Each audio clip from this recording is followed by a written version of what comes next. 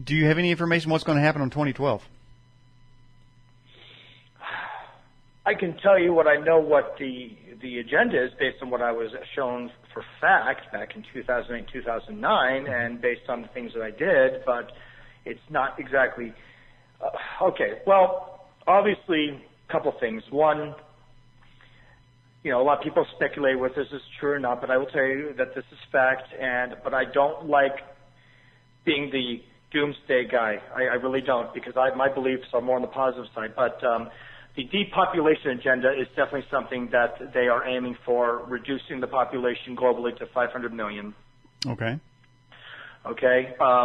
Also, through a chain of events that they will induce, that they have the capabilities of inducing, they want to be able to cause a huge global shift so that control is really kind of dispersed to the global elite of different areas. For example, this is why the European Union was set. This is why they want to create the American Union. And believe it or not, there's even they want to do the Asian Union and the African Union, and I believe it's Central America and South America would be Towelhead Union. Did Towelhead's got one? Yeah. Oh no, they've all got this. And there's a lot of different ways, because see, here's the thing: the global elite, the powers that be, yes, they're the ones that are running things, but they're not truly the ones. See, they have been bestowed this responsibility by the ETs that are actually running the show, not the friendly ones, the bad ones. And this is why things have heated up within the past 10, 15 years, and it's progressively getting worse and worse, because basically they've been told that if they do not abide by the timeline that they were given, that the ones that are controlling them will step in. However, the timeline that the global elite has, that the global agenda, their timeline is way off. Why? For a lot of reasons. Things like these anomalies of these portals that are opening up that has really got the military frightened because they don't have any control over them. Also the fact that tens of thousands of people globally are waking up and actually, and this is something I won't share, but actually people's DNA is starting to come around as long as they are doing things like not taking vaccinations, not allowing the mind control. Babies are being born that, at the age of a year are able to read, and this is really happening. See, we're coming to a time shift now where humans are waking up, and this collective consciousness, not just globally, but throughout the universe, is happening at a rapid rate. And that has the global elite really scared, because honestly, they do fear us, because there are a lot more of us than them. But unfortunately, they have had the abilities, the know-how, and the means, and the money to create this mind-controlled global fear. Right, but they can, once they get the population down to less than 500 million, they must assume that is the controllable amount of people they can deal with. Yes. Was the earthquake in Haiti a test fire of HAARP, and did they fine-tune it down in Chile? From everything that's been told to me and from my experience and what I know what is going on there right now in Haiti, yes, that was not a natural earthquake. That was HAARP-induced, yes. Okay. I believe that 100%. Okay. And now let's go ahead and go to some of our questions. Does every constellation have its own portal? It doesn't really. I can only speak for the project I was in, where you basically had this room that was this chamber. I don't remember what it's called. I'll have to talk to someone I know, and they will be able to help me this later on. But there are certain set portals. But with the specific project I was a part of,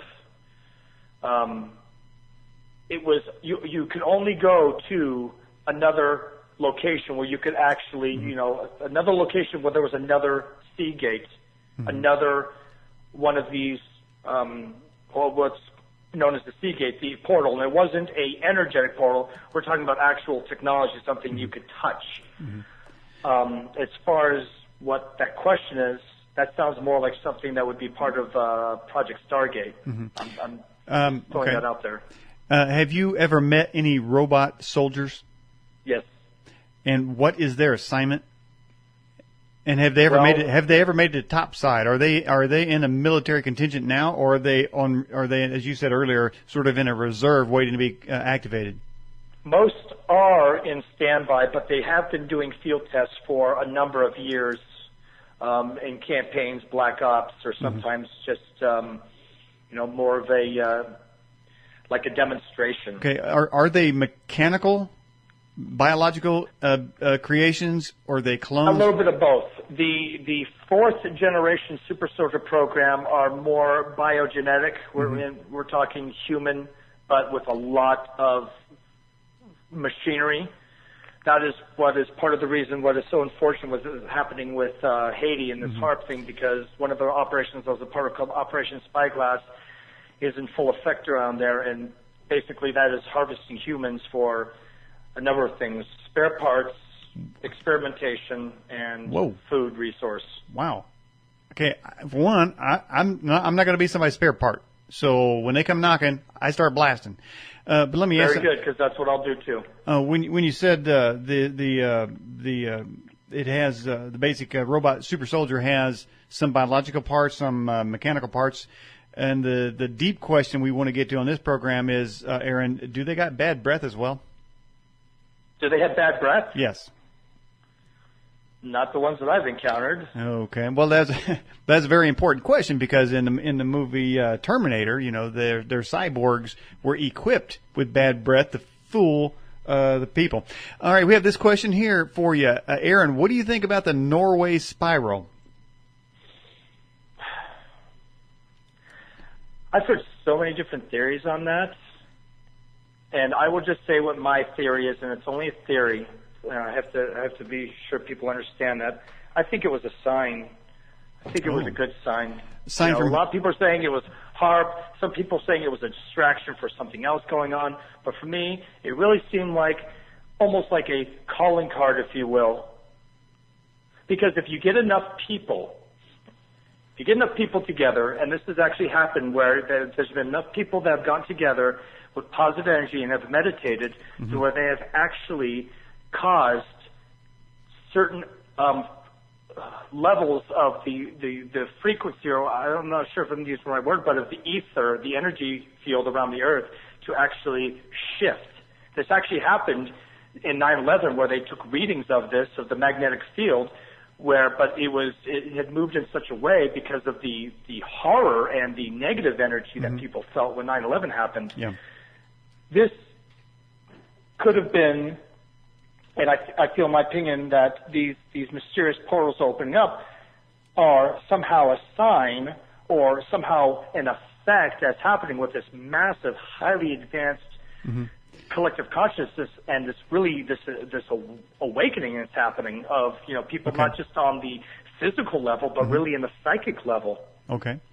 And for those of you just joining us on our Newsmaker line this evening is Aaron McCollum. We're talking about Project Seagate and other black op information of which he has firsthand knowledge.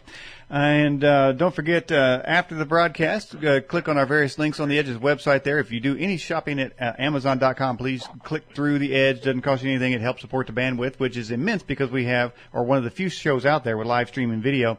And don't forget, you can actually suggest a guest. You can join them in the forum. You can suggest a topic.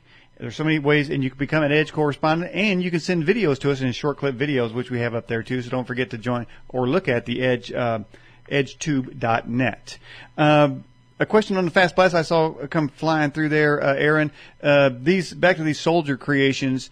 Was the Hassan lunatic that went shooting up Fort Hood? Could he have been one of these soldiers? Miswired? No, he wasn't. I know that for a fact. Okay. He was just a lunatic Islamic freako, wasn't he? No, that was a false flag operation. And I have no doubt that he was a Manchurian candidate because he fits the profile to a T. Mm-hmm. He fits a profile for an idiot. In my book, he fit a profile of a raging idiot. But and then this guy. But the military immediately after this guy went blasting, they, as I think I mentioned this last week or the week before on the program, that the 72-page report on that massacre mentioned Islam one